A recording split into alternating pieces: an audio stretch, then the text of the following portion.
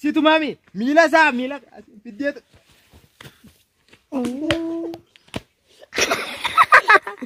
asi lafattum taayechu boodan ammallee mila sala la Assalamu alaikum warahmatullahi wabarakatuh. Hordoftoota channel keenya Boonsaa TV warra hundi keessanu arranta nagaa self defense kutaa khurnaffa qabannees ni dhiyaannee jirra gaa YouTube Boonsaa TV YouTube irratti jechu kutaa khurnaffa nama qabee si gubbaa taa'ee lafa suqufisee si gubbaa taa'ee si tumu akkami firra blog goote firra dorkita saniif teknika tokko tidaanaan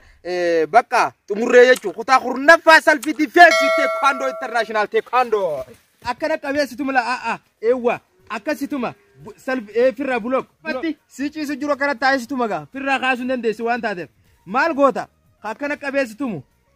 laal harkasa si tuma deem si tumami mila sa mila fiddee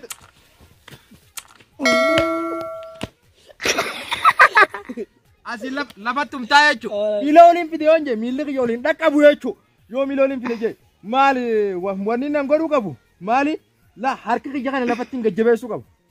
lafa gaygan gajjabeesu niragata jabeese lafa naga qabu la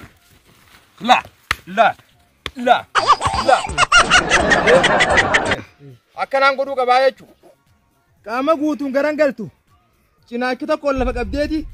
cinaakki tokko lafa qabdala harka kana lafa jabeeffetteeti kana la ni micciiramte la gartee la blog cinaakki tokko lafa qabdee cinaakki tokko dhiibnaan ifiif shirjaa jechu samboota dukkaanni isaa kun sibira jira yoo fedhe funyaan sibira jira kafeeti waan feeti blog godhuu tumuu dandeessaa jechu asiin akkanni sitti dhufne bicha firraa ida dhufunne joyti bulbul goota jechu gamachaa nutti illee yoon hin darbeyyette isini galee akkanni sin dhoyne oggoon lafa ciiftu akkani firraa blog harkaan goota jechu heemmaas akkana na qaba akkanatti akkana jabeessee na qabee naan jabeesse eewwa akkana jabeessee na qaba oggu kanna jabeessee qabi laa dukkaana isaa banaala yoon fedhe qabeetiin elmuu danda'a jechu kana qabee sambootaan ammallee miila isaa la heewwa akka fedhetti lafa dajjeesuu hin danda'a hayyagaa hordoftoota keenya self defense